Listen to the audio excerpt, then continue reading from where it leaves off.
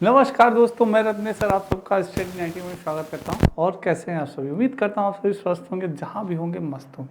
दोस्तों आज बहुत ही इंपॉर्टेंट टॉपिक लेके आया हूं। जैसा कि आप जानते हैं दोस्तों, आज हम कुछ महत्वपूर्ण राज्यों के बारे में जानकारी प्राप्त करेंगे दोस्तों, जिन राज्यों से हमेशा हमारे सीटेट में एक या दो क्वेश्चन जरूर पूछे जाते हैं। तो आज का सेशन बहुत ही इंपॉर्टेंट है, इसलिए आप पहले तो कॉपी कलम लिए रहिएगा दोस्तों, क्योंकि चीज़ों को आप नोट करते चलेंगे तो चीज़ें आपको याद होती जाएंगी। और एक बार लाइक ज़रूर करिएगा और शेयर ज़रूर करिएगा दोस्तों। आइए स्टार्ट करते हैं आज का सेशन दोस्तों। मेरे सभी बच्चों को राधे राधे, जय श्री राम। दोस्तों ये स्टडी 91 में कुछ इन्फॉर्मेशन दी गई है, आप सभी देख सकते हैं, स्क्रीनशॉट ले सकते हैं दोस्तों। चलिए स्टार्ट करते हैं दोस्तों। आज असम में जो घर होते हैं वो ज़मीन से दोस्तों 10 से 12 फीट ऊपर बनाए जाते हैं। 10 से 12 फीट दोस्तों क्या होते हैं, ऊपर होते हैं दोस्तों। जमीन से 10 से 12 फीट ऊपर बनाए जाते हैं। ऐसा क्यों होता है दोस्तों? क्योंकि असम में दोस्तों बारिश बहुत अधिक होती है। असम में जो बारिश होती है दोस्तों वो बहुत ही अधिक होती है। बहुत अधिक बारिश होने के कारण दोस्तों, बहुत अधिक बारिश होने के कारण नीचे क्या होता है, पानी लग जाता है। नीचे क्या हो जाता है, पानी लग जाता है, जिस वजह से दोस्तों ये होता है कि भाई घरों की जो ऊंचाई होनी चाहिए ज़्यादा होनी चाहिए, नहीं तो हमारे घरों के अंदर भी क्या हो जाएगा, पानी लग जाएगा दोस्तों। और जो इसके घर बनाए जाते हैं, असम में जो घर बनाए जाते हैं दोस्तों वो किसके होते हैं, वो बांस और लकड़ी के बने होते हैं। किसके बने होते हैं, बांस और लकड़ी के बने होते हैं दोस्तों असम के घर।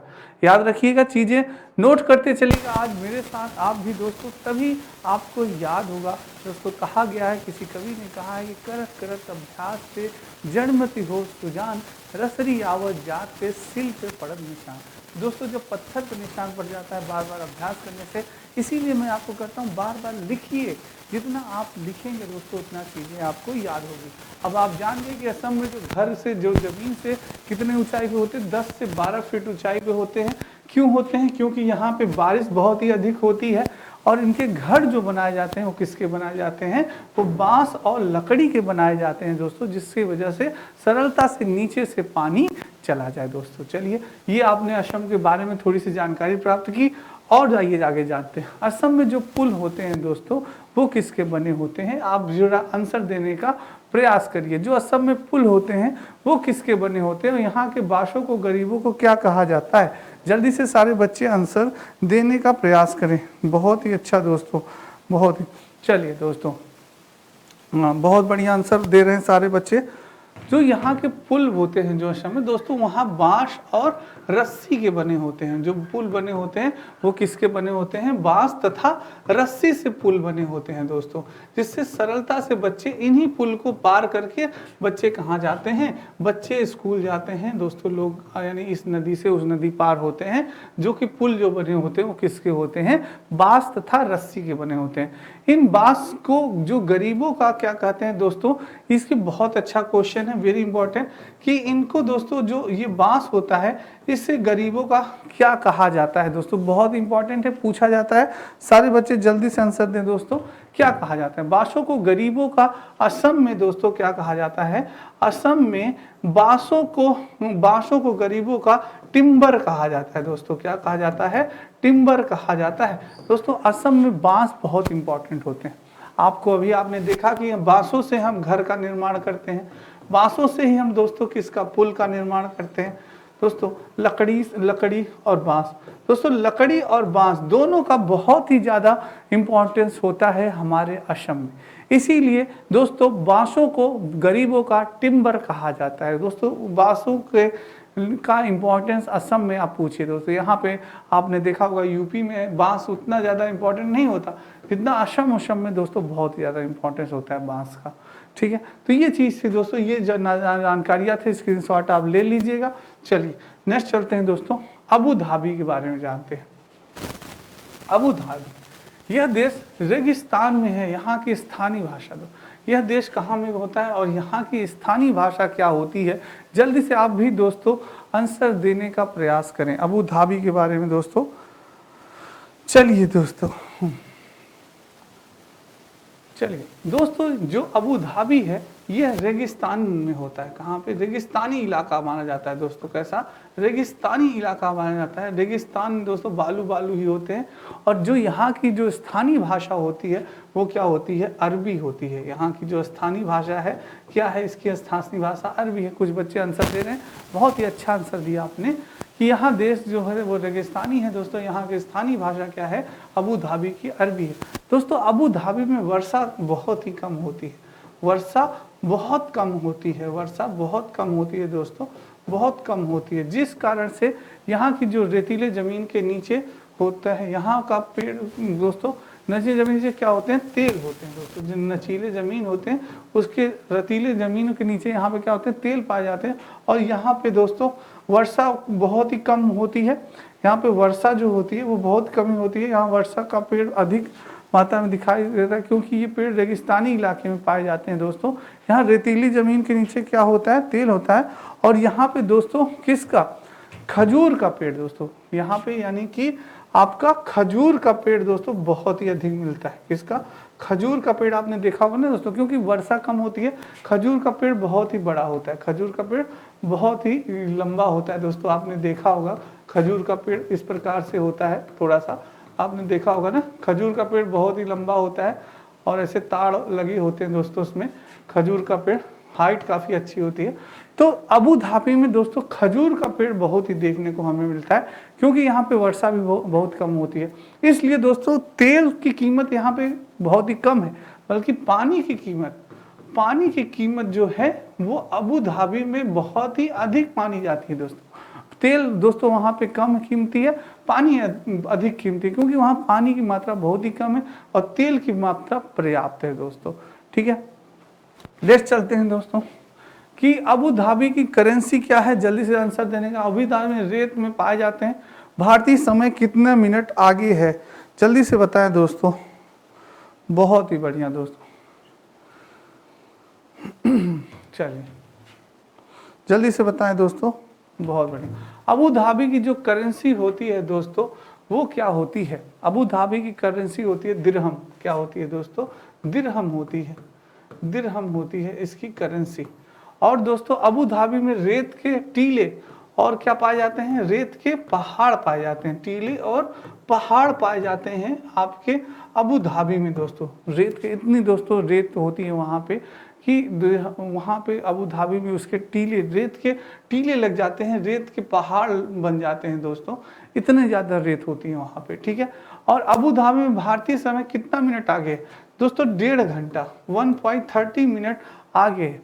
जैसे दोस्तों हमारे यहाँ इस टाइम अगर आप देख रहे हैं कि 6 बजा है, इस टाइम 2 बजा है।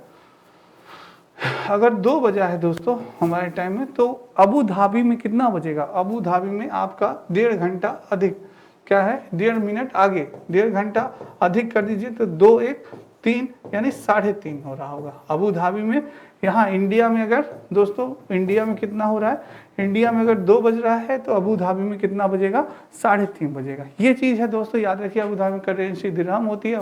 अबू धाबी में टीले और रेत के पहाड़ होते हैं और उसका कितना होता है? 1.5 घंटा अधिक होता है। याद रखिएगा दोस्तों, गलत मत करिएगा। ठीक है, चलिए दोस्तों स्क्रीनशॉट ले लिया आप सभी ने। नेक्स्ट चलते हैं, लद्दाख के बारे में बात करते हैं। किसके बारे में? लद्दाख।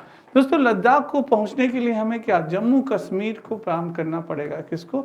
जम्मू कश्मीर को दोस्तों हमें पार करना पड़ता है। लद्दाख को ठंडा रेगिस्तान, कोल्ड डेजर्ट भी कहा जाता है। क्या कहा जाता है? ठंडा, बहुत ज़्यादा ठंडा होता है दोस्तों वहाँ पे। ठंडा रेगिस्तान भी कहा जाता है। यहाँ 1 या 2 फ्लोर की क्या होती है? बिल्डिंग होती है। बिल्डिंग्स जो घर बने होते हैं दोस्तों 1 या 2 फ्लोर के बने होते हैं। क्या होते हैं? 1-2 फ्लोर के आपके घर बने होते हैं, बहुत ज़्यादा ये नहीं। ठीक है, और घर जो होते हैं वो किसके बने होते हैं? पत्थर के बने होते हैं। घर जो बने होते हैं वो किसके बने होते हैं? पत्थर के होते हैं, जिनकी छत और फर्श किसकी होती है? लकड़ी की होती है। फर्श और किसके? लकड़ी की होती है। दोस्तों आपसे पूछा जा सकता है कि लद्दाख के जो घर बने होते हैं वो किसके बने होते हैं? तो याद रखिएगा, पत्थर और लकड़ी के बने होते हैं। किसके बने होते हैं? पत्थर और लकड़ी के घर बने होते हैं। और इनकी दोस्तों जो छत होती है, जो छत होती है, फर्श जो होती है, इनकी जो छत होती है फर्श लकड़ी की होती है। हमारे यहाँ किसकी होती है? सीमेंटेड होती है। जो छतें होती है क्या होती है? सीमेंटेड, चिकनी होती है ना। इनके यहाँ किसकी होती है? फर्श लकड़ी की होती है। आपसे पूछ सकता है कि कहाँ की फर्श लकड़ी की होती है? तो लद्दाख की दोस्तों फर्शें किसकी होती हैं? लकड़ी की होती है, याद रखिएगा। मिट्टी का और उस पर चूने की मोटी परत चढ़ी होती है। चलिए नेक्स्ट दोस्तों, और लद्दाख में क्या होता है इसके बारे में जानिए, जरा बताइए आप लद्दाख के बारे में दोस्तों। चलिए दोस्तों, तो दोस्तों यहाँ पे बहुत ही क्या होती है दोस्तों, यहाँ पे बहुत ही कम बारिश होती है। यहाँ पे बहुत ही कम बारिश होती है। बहुत ही कम बारिश होने के कारण यहाँ पे वृक्ष, पेड़ पौधे बहुत ही कम पाए जाते हैं। पेड़ पौधे, वृक्ष नहीं पाए जाते, पेड़ पौधे और वृक्ष नहीं पाए जाते। और यहाँ पे दोस्तों किसकी? लकड़ियों की सीढ़ी का प्रयोग होता है। किसकी सीढ़ी का प्रयोग होता है? लकड़ियों की सीढ़ी का प्रयोग होता है। किसकी सीढ़ी का प्रयोग होता है?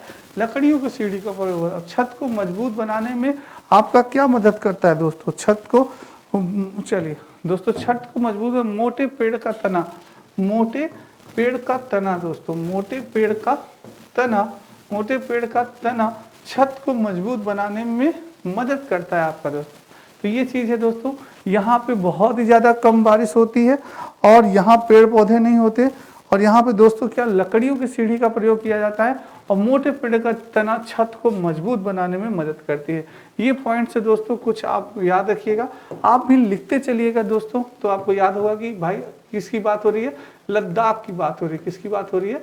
लद्दाख की बात हो रही है दोस्तों, कि लद्दाख में बहुत ही कम बारिश होती है। यहाँ पे पेड़ वृक्ष नहीं पाए जाते, बहुत ही कम मात्रा में पाए जाते हैं। लकड़ियों की सीढ़ी का प्रयोग यहाँ पे किया जाता है, और मोटे पेड़ का तना दोस्तों छत को मजबूत बनाने में मदद करता है। और अभी मैंने आपको बताया, तो यहाँ की छत होती हैं वो फर्श की नहीं बल्कि किसकी होती हैं? लकड़ियों की होती हैं दोस्तों। किसकी बनी होती हैं? लकड़ियों की बनी होती हैं। चलिए नेक्स्ट चलते हैं। ग्राउंड फ्लोर में दोस्तों किसको रखा जाता है? ग्राउंड फ्लोर में ठंडक होती है, इसलिए वहाँ पे जानवरों को रखा जाता है। ग्राउंड फ्लोर में किसको रखा जाता है? ग्राउंड फ्लोर में दोस्तों जानवरों को रखा जाता है। और जब ज़्यादा सर्दी पड़ती है तो खुद भी ग्राउंड फ्लोर में रहने आ जाते हैं। मनुष्य जो है, वहाँ के लोग जो हैं दोस्तों, खुद भी ग्राउंड फ्लोर में रहने आ जाते हैं। दोस्तों ज़्यादा ठंड लग रही है और जैसे, तो वो भी नीचे चले जाते हैं। तो नीचे थोड़ी सी क्या होती है? गर्मी होती है दोस्तों। और वो अपने जानवरों को भी दोस्तों कहाँ रखते हैं? ग्राउंड फ्लोर यानी नीचे दोस्तों बनाए रहते हैं वो लोग, कुछ घर नुमा। तो वहाँ, और वहाँ पे विंडो नहीं होती। जो ग्राउंड फ्लोर होता है उसमें खिड़की नहीं होती दोस्तों, कोई भी खिड़की नहीं होती आपके ग्राउंड फ्लोर में। ठीक है, चलिए नेक्स्ट चलते हैं। गर्मी के मौसम में यह लोग फल सूखा लेते हैं और सर्दियों में इनका इस्तेमाल करते हैं। जो गर्मी का मौसम होता है दोस्तों, तो छत पे ही अपने फलों को क्या करते हैं? सुखा लेते हैं। जैसे कि ठंडी में क्या होता है दोस्तों, बहुत ज़्यादा धूप ऊप तो निकलती नहीं, तो उन्हीं जो फल, सूखा के जो फल को होता है दोस्तों, उन्हीं को ये खाते हैं, उन्हीं को ये ग्रहण करते हैं, इस्तेमाल करते हैं। लद्दाख क्षेत्र भारत का सबसे ठंडा रेगिस्तान, मैंने कहा ना ठंडा रेगिस्तान दोस्तों, कोल्ड रिजर्ट किसे कहा जाता है? लद्दाख को कहा जाता है। बहुत इंपॉर्टेंट पॉइंट है, सी टेट यूपी टेट में कई बार ये पूछा गया पॉइंट है। ठीक है, तो आपको इसके बारे में दोस्तों याद रखना चाहिए। ठीक है, भारत में ठंडे रेगिस्तान मानसून से प्रभावित नहीं होते क्योंकि वे अधिक ऊंचाई पर होते हैं और हिमालय की वृक्ष छाया में पड़ते हैं। ठीक है, ये चीज़ भी पॉइंट आप याद रखिएगा। नेक्स्ट चलते हैं दोस्तों। लाल मिर्च और नारंगी कद्दू आपने देखा होगा, तो ये हमें कहाँ देखने को मिलता है? लद्दाख में दोस्तों। नारंगी कद्दू और लाल मिर्च दोस्तों हमें कहाँ देखने को मिलता है? ये लद्दाख में देखता है। सुनहरे पीले भुट्टे भी यहीं पे मिलते हैं आपके। श्रीनगर से लद्दाख जाते हुए कारगिल रास्ते में पड़ता है दोस्तों। आप अगर श्रीनगर से लद्दाख जा रहे हैं तो जो कारगिल होता है वो हमें रास्ते में ही दोस्तों पड़ता है। यहाँ संकरे रास्ते भी होते हैं। जो रास्ते होते हैं यहाँ के कैसे होते हैं? संकरे होते हैं। और लद्दाख में जुले जुले का मतलब होता है स्वागत है आपका। जुले जुले यानी लद्दाख में आपका स्वागत है। जुले जुले प्रयागराज में आपका स्वागत है। तो जुले जुले कहें तो ये नहीं डंडा डंडा ही क्या भाई जुले जुले यानी झुलाना चाह रहे हो क्या? अरे नहीं भाई, उसका मतलब होता है स्वागत करना दोस्तों। लद्दाख में जुले जुले का मतलब, ठीक है, वेलकम होता है। चलिए दोस्तों, बिहू दोस्तों, माह बिहू को मनाया जाता है पहले दिन को उर्का कहते हैं। तो कब दोस्तों बिहू मनाया जाता है? बहुत इंपॉर्टेंट है। सारे बच्चे जरा आंसर दें दोस्तों, कब बिहू मनाया जाता है? माघ बिहू कब मनाया जाता है? सारे बच्चे आंसर दें दोस्तों। बहुत बढ़िया दोस्तों, जो माघ बिहू है आप सभी जानते हैं, ये 14 से 15 जनवरी 14 से 15 जनवरी में दोस्तों मनाया जाता है। 15 जनवरी में आपका मनाया जाता है दोस्तों। पहले दिन को इसको क्या कहा जाते हैं, उर्का कहा जाता है दोस्तों। और माघ बिहू आप जानते हैं दोस्तों, ये असम का लोक नृत्य है, ठीक है, असम का आपका लोक नृत्य है बिहू। तो दोस्तों और जानते हैं इसके बारे में। इस दिन अस्थाई सेट छप्पर बनाते हैं, जिसे भेला घर करते हैं। जो सेट बनाया जाता है वो क्या होता है, अस्थाई सेट होता है, यानी फिर उसको दोस्तों वहां से हटा सकते हैं। ये नहीं कि आपने जो सेट बना दिया अब वो स्थायी हो गया, नहीं, उसको फिर हटा के वहां से हटा देते हैं, फिर दूसरी जगह लगा सकते हैं। तो उसको क्या कहते हैं, भेला घर करते हैं। और सामूहिक भोजन का भी आयोजन होता है। भोज या भोजन का आप कह सकते हैं, सामूहिक भोज या भोजन का भी क्या होता है दोस्तों, आयोजन होता है वहां पे, ठीक है। और बोरा असम में खाए जाने वाले चावलों की एक क्या है, किस्म है दोस्तों। ये नहीं आपसे कोई पूछ ले कि बोरा क्या है, बहुत ही अच्छा क्वेश्चन बनता है कि असम में खाए जाने वाले किस्म जो चावल होती है उसकी फसल होती है, क्या किस्म है। ऑप्शन में कई चीजें दे देगा, और उसमें ऑप्शन में आपके बोरा भी रहेगा। तो बोरा दोस्तों ये क्या है, ये चावल की किस्म है असम में खाने वाली की, ठीक है, इसको भी याद रखिएगा। ये थोड़े से क्या होते हैं, चिपचिपे होते हैं। बिहू त्योहार चावल की नई फसल कटने पर असम में मनाया जाता है। जो बिहू त्योहार है वो क्यों मनाया जाता है, क्या कारण है दोस्तों। जब असम में कोई नई फसल कटती है दोस्तों, कोई भी फसल है खूब अच्छी पक गई, तो दोस्तों जब नई फसल कटती है और खूब अच्छी फसल होती है दोस्तों, आप सभी जानते हैं किसान बहुत ही मेहनत करके फसल उगाता है। जब बहुत ही अच्छी फसल होती है तो लोग दोस्तों बहुत ही खुश होते हैं। लोग उस दिन क्या होते हैं, बहुत ही ज़्यादा खुश होते हैं। और उस दिन वो क्या करते हैं दोस्तों, यानी कि नृत्य करते हैं, साथ में भोजन करते हैं, एक उत्सव की तरह मनाते हैं। उसको क्या कहते हैं, उत्सव की तरह मनाते हैं दोस्तों। तो ये है, ठीक है। चलिए नेक्स्ट चलते हैं दोस्तों। ये स्टडी 91 में कुछ पुस्तकें हैं दी गई हैं, आप इन्हें दोस्तों ले सकते हैं।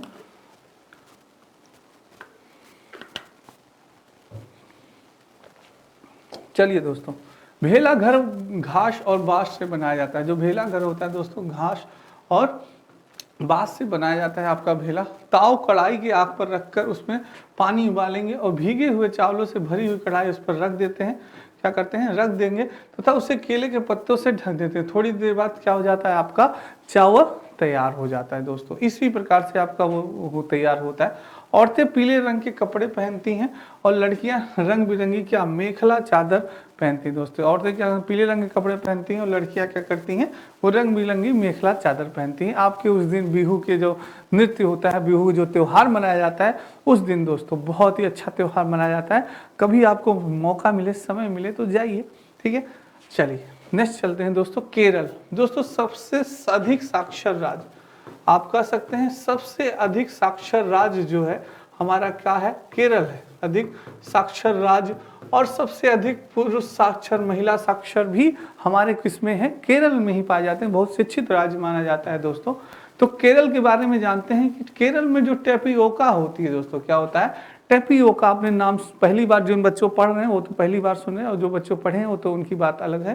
क्यों, केरल में जो टेपियोका होता है वो जमीन के नीचे उगाया जाता है। यह एक प्रकार का क्या है, फल है। इस विचित्र प्राणी का नाम क्या है, फल है। ये नहीं कोई प्राणी है, ये फल है दोस्तों। टेपियोका क्या है, केरल का एक बहुत ही फेमस फल है, जिसे कि केरल के लोग उबाल कर खाते हैं। और टेपियोका को कप्पा भी कहा जाता है। आपसे पूछा जा सकता है सीटेट में दोस्तों, ऐसे क्वेश्चन पुटअप होते हैं सीटेट में कि टेपियोका क्या है, केरल में पाए जाने वाला टेपियोका क्या है, फल है, सब्जी है, क्या है। तो आप बता सकते हैं दोस्तों कि टेपियोका क्या है, फल है जो कि लोग उबाल कर खाते हैं, ये ठीक है। इसे कप्पा भी कहा जाता है। और वल्लम कई बार पूछा गया। वल्लम दोस्तों लकड़ी की बनी एक छोटी सी क्या होती है, केरल में छोटी सी नाव होती है, जो उसे वल्लम कहा जाता है, केरल में पाई जाती है। और केरल में जो भाषा बोली जाती है वो क्या होती है, मलयालम भाषा बोली जाती है। कौन सी भाषा बोली जाती है, मलयालम भाषा बोली जाती है दोस्तों। सारे बहुत ही इंपॉर्टेंट स्लाइड है, स्क्रीनशॉट आप सभी ले लीजिएगा इसका, कि केरल में टेपियोका फल है और उबाल कर इसको खाया जाता है, ठीक है दोस्तों। और वल्लम जो लकड़ी से बनी छोटी नाव होती है ये, ठीक है, जो कि कहाँ पाई जाती है, केरल में पाई जाती है। और केरल में भाषा कौन सी बोली जाती है, आपकी मलयालम भाषा बोली जाती है। चलिए नेक्स्ट करते हैं दोस्तों। मलयालम में जो माँ की बड़ी बहन होती है, जो माँ की बड़ी बहन होती है, उसको आप जानते हैं क्या बोला जाता है, उसको बोला जाता है बलियम्मा। क्या कहा जाता है, काहो बलियम्मा, ठीक है, बलियम्मा यानी कि माँ की बड़ी बहन, माँ की बड़ी बहन। और हमारे यहाँ माँ की बड़ी बहन को क्या कहा जाता है, मौसी। क्या कहा जाता है, मौसी कहा जाता है। हाँ, मौसी, आंटी हम सब बुलाते हैं, ठीक है, मौसी बुलाते हैं ना हम लोग, मौसी हो गया, आंटी हो गया। हमारी बड़ी माँ की बहन यानी माँ की बहन को हम लोग क्या कहते हैं, मौसी जी प्रणाम, ठीक है। और दोस्तों ठीक है, मौसी ये चीज़ है। बलियम्मा। और नानी को क्या कहा जाता है, अमुम्मा। नानी को हम लोग क्या कहते हैं, अमुम्मा। हम लोग तो नानी को नानी ही कहते हैं यहाँ पे, और वहाँ पे अमुम्मा कहते हैं। और चाचा को चिटपन, क्या बात है, चाचा को चिटपन कहते हैं। क्या नाम है, विचित्र नाम रखा गया, याद हम लोग को करना पड़ रहा है। जैसे कुछ लोग कहते हैं ना, अंग्रेज चले गए, अंग्रेजी हमें पढ़ने के लिए छोड़ने के लिए चले गए। क्या बात है, कैसा जुल्म हो रहा है हमारे ऊपर। तो वही चीज है, चाचा को चिट्टप्पन, चा से चाचा, चाचा को चिट्टप्पन कहते हैं। और चाची को कुजम्मा कहते हैं। चाची को क्या कहते हैं, कुजम्मा कहते हैं। और पिता को अप्पा, पिता को क्या कहा जाता है, अप्पा। आपने चेन्नई एक्सप्रेस मूवी जरूर देखी होगी, जिसमें अप्पा अप्पा हाँ कहती रहती है, आपकी जो हीरोइन है दीपिका पादुकोण जी हमेशा कहती रहे अप्पा ये अप्पा ये अप्पा वो। हाँ ठीक है। केरल में एक जगह से दूसरी जगह जाने के लिए फेरी नाव का प्रयोग किया जाता है। किसका प्रयोग किया जाता है, फेरी नाव का, छोटी सी नाव होती है, इसका प्रयोग किया जाता है एक तरह से दो तरह से। दोस्तों केरल में नाव की प्रतियोगिताएं बहुत होती हैं। नाव की प्रतियोगिता कभी अगर आपको समय मिले तो जाइए वहाँ देखिए, काफ़ी प्रतियोगिताएं होती हैं। नाव की प्रतियोगिताएं दोस्तों हमेशा आए दिन वहाँ पे रखी जाती है, ये चीज़ है। केरल को मसालों का बगीचा भी कहा जाता है। दोस्तों जो हमारे मसाले हैं, लौंग इलायची, तेजपत्ता, काली मिर्च, ये सभी दोस्तों केरल में ही उगाया जाता है। इसीलिए इसे क्या कहा जाता है, मसालों का बगीचा भी कहा जाता है, ठीक है। यहाँ केले के फूल से क्या बनाई जाती है, सब्जी बनाई जाती है। दोस्तों केले अभी बहुत अधिक वहाँ पाए जाते हैं, इसीलिए जो केले का फूल होता है उससे बड़ी स्वादिष्ट सब्जी बनाई जाती है। कभी अगर आपको मौका मिले तो जाके खाइए दोस्तों वहाँ की सब्जी। और यहाँ नारियल के पेड़ सबसे अधिक मिलते हैं, और नारियल भी आपको बहुत ज़्यादा मिलेगा। नारियल पानी पीने के लिए पर्याप्त मात्रा में मिलेगा, काफ़ी दोस्तों लोग वहाँ नारियल पानी पीते हैं, ठीक है। ठीक है, ये चीज़। नेक्स्ट अब बात करते हैं श्रीनगर की। दोस्तों श्रीनगर हमारे यानी कि देश का स्वर्ग भी कहा जाता है। दोस्तों हमारे देश का स्वर्ग, अगर आपको कभी समय मिले तो जाइए श्रीनगर, जम्मू कश्मीर, बहुत अच्छा है। श्रीनगर में कुछ घर पहाड़ में, कुछ पानी में, और कुछ ऊंचे पर्वतों पर, और कुछ पत्थरों में होते हैं। और इन पर लकड़ी के सुंदर डिजाइन बने होते हैं दोस्तों। क्या होते हैं, एक सुंदर डिजाइन बने होते हैं। इस हाउस बोट में 80 फीट तक लंबी हो सकती है, और 8 से 9 फीट तक या चौड़ी। हाउस बोट होती है दोस्तों, जो हाउस बोट होती है उसी पे आपका क्या बने रहते हैं, उसी पे आपके घर बने रहते हैं। हाउस बोट पे ही आपके क्या रहे, सुंदर सुंदर घर बने होते हैं, जो कि हाउस बोट सोचिए 80 से 90 फीट की होती है दोस्तों, ठीक है। आप सभी अगर गए होंगे श्रीनगर कश्मीर तो जरूर देखा होगा आपने हाउस बोट। चलिए दोस्तों, ये डोंगा, ये नाव झेलम नदी में डल झील, दोस्तों जो डल झील है आप सभी जानते हैं, वहीं पे श्रीनगर में डल झील में मिलती है। इसके अंदर कई कमरे होते हैं, और अंदर से यह एक घर की तरह लगती है दोस्तों। इन पर लकड़ियों के सुंदर डिजाइन बने होते हैं। लकड़ियों के क्या होते हैं, सुंदर डिजाइन बने होते हैं। तो इस क्षेत्र के डिजाइन होते हैं उसे क्या कहते हैं, खत्म बंद कहते हैं। ये क्वेश्चन सीटेट में पूछा गया क्वेश्चन है दोस्तों, याद रखिएगा, सीटेट में आपके आया हुआ क्वेश्चन है ये। चलिए ठीक है, इसे क्या कहते हैं, खत्म बंद कहते हैं दोस्तों। चलिए नेक्स्ट चलते हैं। कश्मीर के गांव में जो घर में होते हैं वो पत्थर से बनते हैं। जो गांव, कश्मीर में जो गांव के घर होते हैं वो किससे बनते हैं, पत्थर से बनते हैं, याद रखिएगा, पूछा जा सकता है क्वेश्चन। और ढलान वाली छतें होती हैं। क्या होती है, ढलान वाली छतें होती हैं, जिससे कि पुराने घरों में विशेष प्रकार की खिड़कियां होती हैं जो दीवारों पर निकली होती हैं। इन्हें डैम भी कहते हैं। क्या कहते हैं, इन्हें डैम कहते हैं। जो खिड़कियां होती हैं और जो दीवारों पर निकली होती है, इन्हें डैम कहा जाता है। इनमें सुंदर डिजाइन बना होता है। कुछ पुराने घर पत्थरों के बने होते हैं, और कुछ ईंट और लकड़ी के भी दरवाजे और खिड़कियों में सुंदर मेहरबा होते हैं। दोस्तों आपसे जैसे कि पूछ सकता है, जैसे आप जानते हैं, अभी आपने पढ़ा कि असम में जो घर होते हैं वो किसके होते हैं, बांस के बने होते हैं, बांस और लकड़ियों के बने होते हैं। पर जो आपके ये श्रीनगर की बात करें तो श्रीनगर में जो कश्मीर गांव होते हैं उसके घर किसके होते हैं, पत्थर के होते हैं। तो इस तरह से चीज़ों को दोस्तों आप समझते चलिएगा, और जैसे कि कहते हैं ना, अंतर देखते चलिए कि क्या अंतर अंतर है, वहाँ के घर किस प्रकार से बने होते हैं, श्रीनगर के घर, असम के घर कैसे हैं, श्रीनगर के घर कैसे हैं।